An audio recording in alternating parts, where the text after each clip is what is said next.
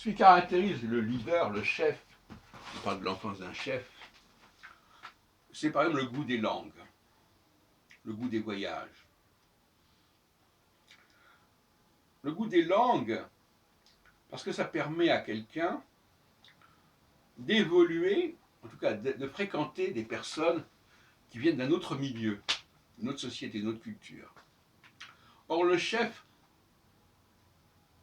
sent instinctivement que sa vocation sera d'aller vers des personnes différentes de lui et d'être l'ambassadeur d'une culture vers une société qui ne connaît pas cette culture ou qui ne les connaît pas correctement.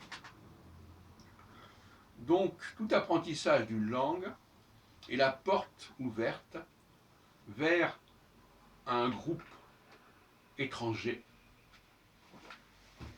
avec lequel on pourra faire quelque chose. Et inversement, une personne qui ne parle pas de langue, qui n'est pas douée pour les langues, ne me paraît pas pouvoir être un chef au sens instinctif et viscéral du mot. Très improbable. Je dirais donc que c'est un point qui n'a jamais été spécialement souligné jusqu'à présent par d'autres. Tout ce qui est l'attirance de l'étranger, de la langue étrangère, du pays étranger, l'immersion dans un autre monde, sont des clés pour mettre en application une certaine vocation.